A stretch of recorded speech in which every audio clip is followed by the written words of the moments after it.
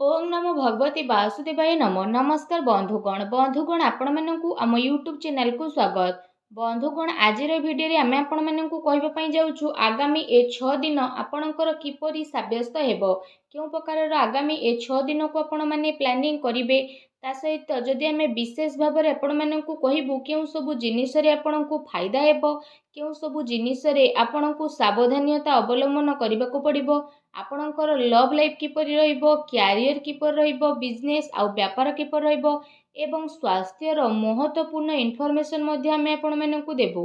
आउ ए वीडियो शेष रे आमे आपण मानकु गोटे उपाय विषय मध्ये कहबु जहा द्वारा आपण ए दिन को आहुरी अधिक शुभ और मंगलदायक करि परिबे। तेणु आगो को वीडियो आरंभ करबा पूर्व आमर आपनकु रिक्वेस्ट जदि आपण आमर ए चैनल ले नुआ आछंती चैनल को सब्सक्राइब करंतु सांगरे नोटिफिकेशन बेल को मध्ये ऑन करंतु जहाद्वारा समय समय नुआ नुआ वीडियो नोटिफिकेशन आपन को मिलिबो। आसंतु जानिबा किपरि रहिबो आपणक पई ए 6 दिन जदि विशेष भाव में आमे आपण मानकु कहबु सबुठारु प्रथमे कि ए दिन रे कोन आपणक पई विशेष रूप रे पॉजिटिव रहबाकू जाउछि। जदि कहबा विशेष भाव में ए सब दिन रे किछि राजनीति लोकंक सह साक्षात आपणक लोकप्रियता को बढ़ेइबो ता सहित जन संपर्कर दायरा मध्य आपणकर विस्तृत हेबो। संतानक तरफरु तांकर क्यारियर को लेकिन ए दिन रे कोनोसी शुभ समाचार मध्ये आपणकु मिली पारे। आपणकर सिद्धांतवादी दृष्टिकोण समाज एवं धार्मिक स्थल रे विशेष रूप रे आपणकु समाजजनक उपाधि प्रदान करिवो। यह सहित धार्मिक एवं आध्यात्मिक गतिविधि रे आपणकर महत्वपूर्ण योगदान रहिबो। प्रॉपर्टी संबंधित कौनसी अटकी कार्य पूरा हेबार विशेष रूप रे संभावना रहिछि। ए दिनर समय आपणकु भल खराबर स्थिति प्रदान करिवो ता सहित भाग्य एवं संतान संबंधित कार्य रे मध्य आपणकु विशेष रूप रे सुविधा प्रदान करिवो। आपणकर विवेक एवं आदर्शवादी स्वभाव आपणक पई महत्वपूर्ण उपलब्धि को आनिकी प्रदान करिवो। ए दिन रे ग्रहर स्थिति आपणक पई काफी संतोषजनक रहिबो। जो माने आपणकर खिलाफ रे थिले सेही लोक माने आपणक सपक्ष को आसीबाकू जाउछंती आउ संबंध रे मध्य काफी सुधार आसीबो। सबु कार्य आपणकर शांतिपूर्ण रूप रे सुलुझिबो ता सहित भावुकता कारणरू आपण बेमारिक दृष्टिकोण रे सहायता मध्य प्रदान करिवो। आपणकर सकारात्मक एवं संतुलित भावना आपणकु आगकू बढ़ेइबा एवं निजर कार्य को सुचारू रूप रे संपन्न करिबारे सहाय्य सहयोग प्रदान करिवो। घरे कौनसी धार्मिक उत्सव आयोजन विशेष रूप रे ए दिन रे जोग बनुछि। आपण पुणी थरे निजे निजकू ताजा बोली अनुभव करिवे ता सहित अटकी थिबा बड़ धरणर पेमेंट आपणकर मिलिबा कारणरू आर्थिक स्थिति रे मध्य काफी टाइम पर्यंत आपणकर सुधार आसीबो जहा पई आपणको बहुत खुशी मिलिबो एवं आपणकर मन मध्य बहुत ही प्रसन्न रहिबो। आसंतु जानिबा ए दिन रे आपणको पई कोन नेगेटिव रहिबो। कौनसी प्रकार उधारी ठारू आपण दूरी रुहंतु। धन लेण देण संबंधित कार्य करिबा ठारू छलना बा धोकार आपण शिकार मध्य होई पारंती। कौनसी भी कार्य करिबारे अधिक भाबी चिंती निजर टाइम को लगांतु नाही। एहा द्वारा आपणक हाथरू समय जाई पारे। सामाजिक संपर्क को मधुर बनैकी रखिबार अति आवश्यकता रही। केबे केबे किछि नकारात्मक पुराणा कथा पुणी थरे मध्य उठी पारे जो कारण पाई आपण निजर मन बଳରେ काफी टाइम पर्यंत कमी अनुभव करिवे। निजर स्वभाव को पॉजिटिव बनैकी रखंतु। एहा सहित ए कथार मध्य आपणकु ध्यान देबार आवश्यकता रही कि आपणकर सरल स्वभावर किछि लोक माने भूल फायदा मध्य उठाई पारंती जहा पाई जदि कहिबा आपणकर मनर स्थिति किछि विचलित मध्य होई पारे। अन्यर प्रॉब्लम को सुलझेबारे आपणकर केते सारा महत्वपूर्ण कार्य मध्य अटकी पारे। कहा सहित कौनसी जदि वादा करिसंती ताको पूरा करंतु नचे समाज रे आपणकर छवि बा इमेज बिगिड़ी पारे। कौनसी लाभदायक मौका मध्य आपणक हाथरू जिबार संभावना रहिछि।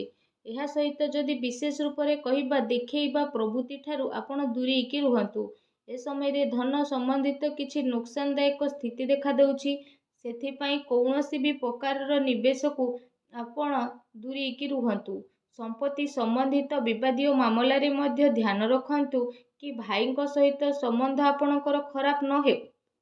पिलांक गतिविधि रे ध्यान रखिबार अति आवश्यकता रही। ତାଙ୍କର କିଛି ଭୁଲ ଆଦତ ବା ସଙ୍ଗତ ଆପଣଙ୍କୁ ପ୍ରୋବ୍ଲେମରେ ପକାଇ ପାରେ। ତାଙ୍କୁ ସକାରାତ୍ମକ କାର୍ଯ୍ୟରେ ବ୍ୟସ୍ତ କରାଇବାର ଅତି ଆବଶ୍ୟକତା ରହିଛି, ଯାହା ତାଙ୍କର ଭବିଷ୍ୟତ ପାଇଁ କାଫି ଲାଭଦାୟକ ସିଦ୍ଧ ହେବ। ଆସନ୍ତୁ ଜାଣିବା ଏ ଦିନରେ ଆପଣଙ୍କର ଲଭ୍ ଲାଇଫ୍ କିପରି ରହିବ।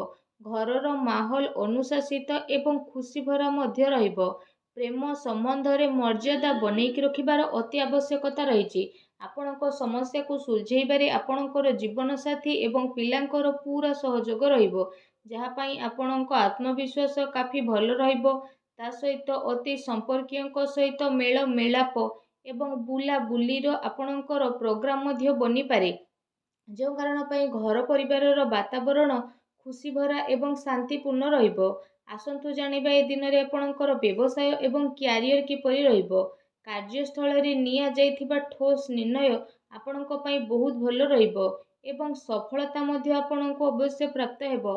ଏ ଦିନରେ ମାର୍କେଟିଂ ତଥା ପେମେଣ୍ଟ କଲେକ୍ଟ ଭଳି କାର୍ଯ୍ୟରେ ଆପଣଙ୍କର ସମୟ ଅଧିକ କଟିବ। ସେୟାର ରିସ୍କ ପ୍ରଭୃତିବାଦୀ କାର୍ଯ୍ୟରେ ମଧ୍ୟ ଆପଣ ଦୂରେଇକି ରୁହନ୍ତୁ। ଆପଣଙ୍କ ସହିତ ଛଳନା ବା ଧୋକାଧଡ଼ି ମଧ୍ୟ ହୋଇପାରେ। ଚାକିରିରେ କୌଣସି ପ୍ରକାରର ସ୍ଥାନ ପରିବର୍ତ୍ତନ ଏବଂ ଚିନ୍ତାର ସ୍ଥିତି ମଧ୍ୟ ଆପଣଙ୍କ ପାଇଁ ବନୁଛି।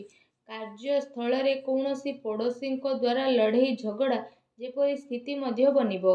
କିଛି କାର୍ଯ୍ୟରେ ନିବେଶ ସମ୍ବନ୍ଧିତ ଜଟିଳତାରେ ଆପଣଙ୍କୁ ସାମ୍ନା ମଧ୍ୟ କରିବା ପାଇଁ ପଡ଼ିବ। ବ୍ୟବସାୟିକ କାର୍ଯ୍ୟ ପ୍ରଣାଳୀରେ ପରିବର୍ତ୍ତନ ଆଣିବା ଆପଣଙ୍କ ପାଇଁ ଅତି ଆବଶ୍ୟକତା ରହିଛି, ଯାହାଦ୍ୱାରା ଆହୁରି ଅଧିକ ଭଲ ପରିଣାମ ଆପଣଙ୍କୁ ହାସଲ ମଧ୍ୟ ହେବ। ବ୍ୟବସାୟିକ ପ୍ରତିଷ୍ଠାନରେ ଅନୁଭବୀ ଏବଂ ପରିବାରର ବରିଷ୍ଠ ଜନଙ୍କର ଅନୁମତି ଏବଂ ସହଯୋଗ ଦ୍ୱାରା କାର୍ଯ୍ୟ କରିବାରେ ଆପଣଙ୍କୁ କାଫି ସମସ୍ୟା ମଧ୍ୟ ଆସିବ। ତା ସହିତ ଧନ ଲେଣ ଦେଣ ସମ୍ବନ୍ଧିତ କାର୍ଯ୍ୟରେ ମଧ୍ୟ ଅଚାନକ କୌଣସି ଲାଭଦାୟକ ସ୍ଥିତି ମଧ୍ୟ ବନିବ, ଯେଉଁ କାରଣ ପାଇଁ ଆପଣଙ୍କୁ କାଫି ଖୁସିର ଅନୁଭବ ହେବ।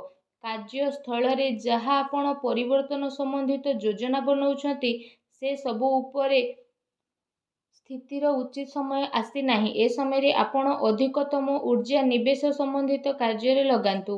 ବର୍ତ୍ତମାନର ଗତିବିଧିରେ ନିଜର ଧ୍ୟାନକୁ କେନ୍ଦ୍ରିତ କରନ୍ତୁ, ଏହା ଆପଣଙ୍କ ପାଇଁ ବହୁତ ଭଲ ରହିବ। ଆସନ୍ତୁ ଜାଣିବା ଏ ଦିନରେ ଆପଣଙ୍କର ସ୍ୱାସ୍ଥ୍ୟ କିପରି ରହିବ। ଯଦି କହିବା ଏ ଦିନରେ ଆପଣଙ୍କର ସ୍ୱାସ୍ଥ୍ୟ ବହୁତ ଭଲ ରହିବ, କିନ୍ତୁ ଦିନଚର୍ଯ୍ୟାକୁ ବ୍ୟବସ୍ଥିତ ବନେଇକି ରଖିବା ଆପଣଙ୍କ ପାଇଁ ଅତି ଆବଶ୍ୟକତା ରହିଛି। ସେଥିପାଇଁ ଆପଣ ଆପଣଙ୍କ ଖାଦ୍ୟପେୟରେ ଧ୍ୟାନ ଦିଅନ୍ତୁ ଏବଂ ଆପଣ ନିଜର ସ୍ୱାସ୍ଥ୍ୟକୁ ଆହୁରି ଅଧିକ ଭଲ ରଖିବା ପାଇଁ ପ୍ରତ୍ୟେକ ଦିନ ଯୋଗ କରନ୍ତୁ, ବ୍ୟାୟାମ କରନ୍ତୁ ଏବଂ ସୁସ୍ଥ ରୁହନ୍ତୁ। ଆସନ୍ତୁ ଜାଣିବା ଏ ଦିନରେ ଆପଣଙ୍କ ପାଇଁ କ'ଣ ବିଶେଷ ଉପାୟ ରହିଛି। ଏ ଦିନରେ ଆପଣ ସ୍ନାନ ଆଦି ବିଶେଷ ଭାବରେ କରିସାରିବା ପରେ ଭଗବାନ ଶନିଦେବଙ୍କୁ ସ୍ମରଣ କରିକି ବହୁତ ସଚ୍ଚା ମନରେ କଳା କୁକୁର, କଳା ଗାଈକୁ ରୁଟି ଏବଂ ପକ୍ଷୀକୁ ଦାନା ଖାଇବାକୁ ଦିଅନ୍ତୁ। ଏପରି କରିବା ଦ୍ୱାରା ଭଗବାନ ଶନିଦେବ ବହୁତ ଶୀଘ୍ର ପ୍ରସନ୍ନ ହେବେ ଏବଂ ଆପଣଙ୍କର ସମସ୍ତ କଷ୍ଟକୁ ଦୂର କରିବେ। ଆଉ ଯାହା ବି ଆପଣଙ୍କ ଜୀବନରେ ପ୍ରୋବ୍ଲେମ୍ ଚାଲୁଥିଲା, ସବୁ ପ୍ରୋବ୍ଲେମର ଅନ୍ତ କରିବେ। ଆଉ ଯାହା ବି ଆପଣଙ୍କ ଜୀବନରେ ଅସୁବିଧା ଅଛି, ସବୁ ଅସୁବିଧାକୁ ଶେଷ କରିବେ। ଆଉ ଶୀଘ୍ର ହିଁ ଆପଣଙ୍କୁ ଶୁଭଫଳ ପ୍ରାପ୍ତ ହେବ ଏବଂ ଆପଣଙ୍କର ସବୁ କାର୍ଯ୍ୟ ଆସାନୀରେ ମଧ୍ୟ ପୂରଣ ହେବ। ଭଗବାନ ଶନିଦେବଙ୍କର ଆଶୀର୍ବାଦ ଆପଣଙ୍କୁ ପ୍ରାପ୍ତ ହେଉ। ସଚ୍ଚା ଦିଲରେ କମେଣ୍ଟ ବକ୍ସରେ ଜୟ ଶନିଦେବ ବୋଲି ଅବଶ୍ୟ ଲେଖନ୍ତୁ ଏବଂ ଭିଡ଼ିଓକୁ ଲାଇକ୍ ଏବଂ ସେୟାର କରିବା ପାଇଁ ଆଦୌ ବି ଭୁଲନ୍ତୁ ନାହିଁ। ଧନ୍ୟବାଦ।